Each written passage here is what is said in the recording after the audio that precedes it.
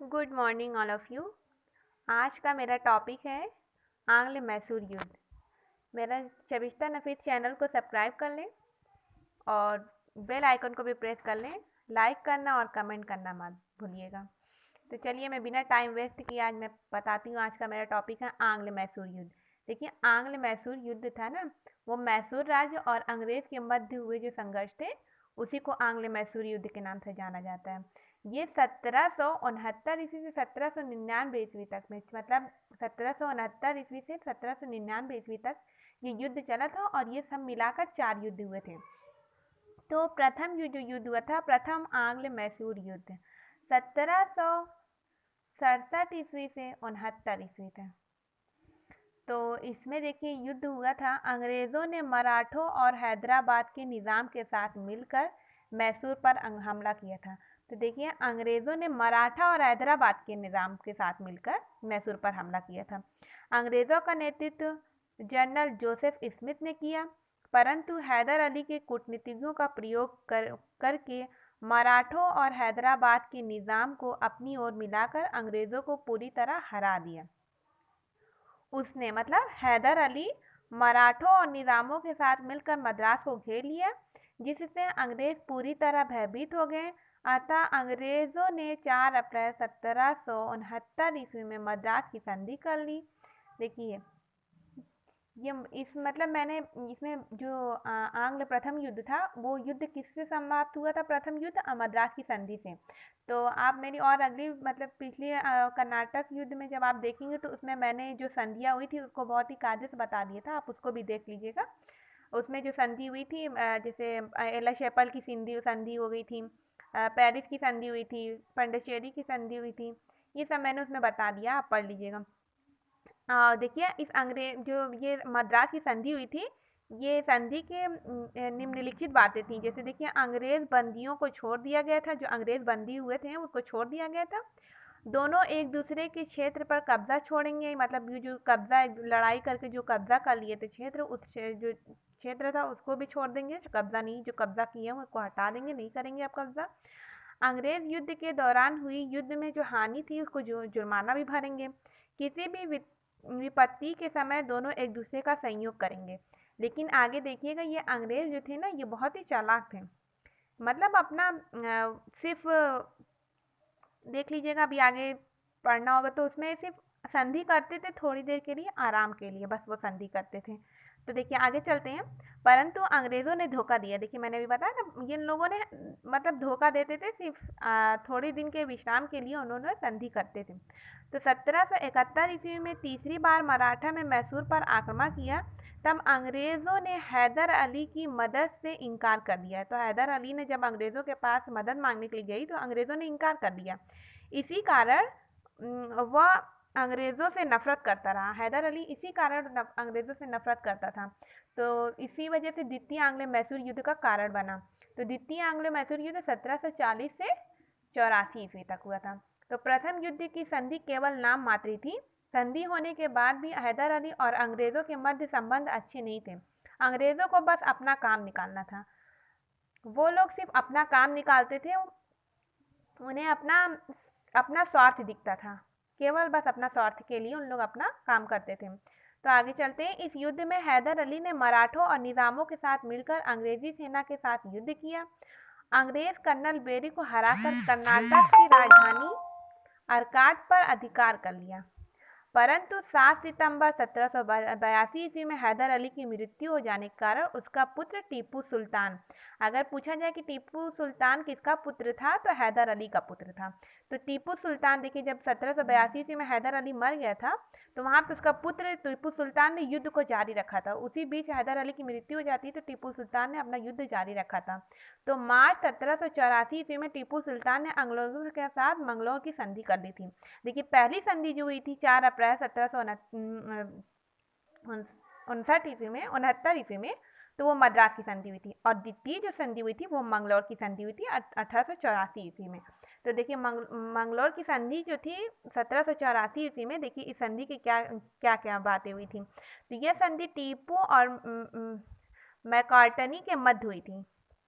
याद रखिएगा, टीपू और मैकार्टनी के मध्य हुई थी। इस संधि के अनुसार एक दूसरे को जीते हुए प्रदेश को वापस दे देंगे और भविष्य में आवश्यकता अनुसार दूसरे की मदद करेंगे। जो वही मद्रास की संधि, जो आंग्ल मैसूर युद्ध की जो प्रथम में जो मतलब संधि में जो कहा गया था वही था, एकदम वही बातें कही गई हैं। अंग्रेज सिवाय मतलब अपना सिर्फ हित के लिए वो अपने थोड़े विश्राम के लिए संधि कर लेते थे और यही बातें कह देते थे कि वो आवश्यकता अनुसार एक दूसरे की मदद करेंगे। दोनों ही शक्ति अपने प्रभाव क्षेत्रों को बढ़ाना चाहती थी। गवर्नर जनरल वॉरेन हेस्टिंग इस संधि से संतुष्ट नहीं थी। इस संधि का सबसे अधिक वैज्ञानिक रूप से टीपू की बढ़ती हुई शक्ति को निखारा। कंपनी की शक्ति को अपनी सामाजिक प्रतिभा के बल पर अंग्रेजों की शक्ति को रोका था, जो कंपनी के लिए असहनीय थी।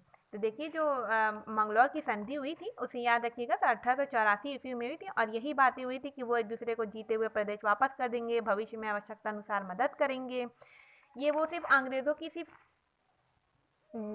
समझ लिए एक नीति की तरह वो अपना सिर्फ काम निकालने के लिए संधि करते रहते थे।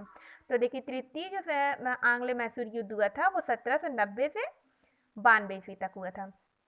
अंग्रेज के शासन नीति के अनुसार युद्ध के बाद होने वाली संधियां केवल अगले आक्रमण के लिए आराम के लिए होती थी। वही सिर्फ आराम करते थे अपना थोड़े दिन के लिए। अंग्रेज इसी नियम से मंगलौर की संधि भी की थी। 1700 इसी नियम से उसने पहले की प्रथम युद्ध में भी संधि की, उसके बाद द्वितीय युद्ध में भी मंगलौर की संधि की। अब देखिए आगे, 1790 में लॉर्ड कॉर्नवालिस ने मराठों और निजामों के साथ मिलकर त्रिगुटी संगठ बना लिया। टीपू अकेला था। लॉर्ड कॉर्नवालिस के नेतृत्व में अंग्रेजी सेना ने बल्लौर, अंबूर और मंगलौर को जीत लिया, श्रीरंगपट्टनम को घेर लिया। टीपू सुल्तान इसका विरोध करते हुए युद्ध को जारी रखा, पर अंत में उसने देखा कि युद्ध को जीतने में असफल है, क्योंकि लॉर्ड कॉर्नवालिस ने त्रिगुटी संगठ बना लिया था। लोग कहते हैं ना एकता में ताकत है, तो उसने एकता बना ली थी, पूरी मराठा और निजाम को अपनी तरफ मिला लिया था, त्रिगुटी संघ बना लिया था। और टीपू जो था वो अकेला था। इसी कारण वो जब वो देखा कि युद्ध जीतने में असफल है तो उसने श्रीरंगपट्टनम की संधि कर ली। तो देखिए, जो पहले में जो संधि हुई थी उसमें अभी आपने मतलब अभी मैंने बताया कि जो संधि हुई थी वो मद्रास की संधि हुई, फिर दूसरे में मंगलौर की संधि हुई, तृतीय में श्रीरंगपट्टनम की संधि हुई। तो देखिए, श्रीरंगपट्टनम की संधि की क्या मतलब भूमिका थी, क्या वजह थी संधि करने की। तो इस संधि में टीपू को अपना आधा प्रदेश अंग्रेजों को और उसके साथियों को देना पड़ा। तो यहाँ पे देखिए संधि किसने की थी, हैदर अली के पुत्र टीपू सुल्तान ने की थी श्रीरंगपट्टनम की संधि। और उधर जो दो मतलब युद्ध की जो संधि हुई थी वो अंग्रेजों ने की थी। तो देखिए, इस संधि में टीपू को अपना आधा प्रदेश अंग्रेजों को और इसके साथियों को देना पड़ा। टीपू सुल्तान को लगभग 3 करोड़ रुपए युद्ध हानि के रूप में भरने पड़े। इस समय बंगाल का गवर्नर लॉर्ड कॉर्नवालिस था, इसी के नेतृत्व में युद्ध लड़ा गया था। देखिए, जब पूछा जाए कि लॉर्ड कॉर्नवालिस मतलब बंगाल का जब आंग्ल मैसूर युद्ध जब हुआ था तीसरी, तो उसमें गवर्नर जनरल कौन था, तो वॉरेन हेस्टिंग था। तो देखिए, वॉरेन हेस्टिंग के जब लड़ा था तो वॉरेन हेस्टिंग ने अपने शब्दों में कहा था, हमने शत्रु को लगभग पंगु बना दिया था तथा उसके साथ ही अपने सहयोगी की शक्तिशाली बनने दिया। तो 1796 में टीपू सुल्तान ने नौसेना बोर्ड का गठन किया था। नौसेना बोर्ड गठन 1796 ईस्वी में टीपू सुल्तान ने किया था। याद रखिएगा, टीपू सुल्तान ने नौसेना बोर्ड का गठन किया था 1769 ईस्वी में। और देखिए, इसी वर्ष टीपू ने नई राइफलों की फैक्ट्री तथा फ्रांसीसी दूतावास यानी फ्रेंच कॉन्सुलेट भी स्थापित किया था। और मैं अभी कुछ दिन बाद मैं फ्रेंच रिवॉल्यूशन के बाद जो रूल ऑफ कॉन्सुलेट नेपोलियन का था उसे भी बनाऊंगी। तो उसी से देखिए, तब इसी वर्ष टीपू ने नई राइफलों की फैक्ट्री और फ्रांसीसी दूतावास यानी फ्रेंच कॉन्सुलेट भी स्थापित किया। तो देखिए आगे चलते हैं। चतुर्थ आंग्ल मैसूर युद्ध 1799 ईस्वी में।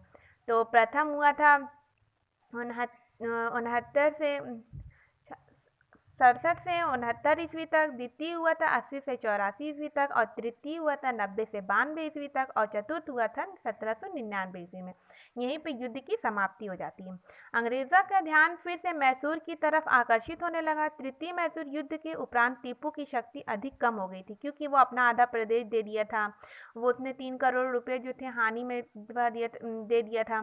तो टीपू पूरी तरह से टीपू की पूरी शक्ति समझ लीजिए खत्म हो गई थी। तो इसीलिए अंग्रेज फिर चाहते थे कि मैसूर पर हम हमला करें, क्योंकि टीपू की शक्ति तो कमज़ोर हो ही चुकी है। तो अंग्रेज और टीपू के मध्य श्रीरंगपट्टम की संधि भी हुई थी, परंतु टीपू अपनी पराजय को भूला नहीं था। इसके चलते ही टीपू ने फ्रांसीसी सरकार से संपर्क में आया। फ्रांसीसी सरकार के संपर्क में आया था, क्योंकि देखिए संपर्क में आया और फ्रांसीसी सेना को भर्ती कराया। वेलेज़ली भारत आते ही परिस्थितियों का शीघ्र अध्ययन कर लिया था और यह समझ गया था कि युद्ध अवश्य होगा। वेलेज़ली ने युद्ध की तैयारी आरंभ कर दी, मगर उसने इससे पहले निज़ाम और मराठों को अपनी ओर मिला लिया था।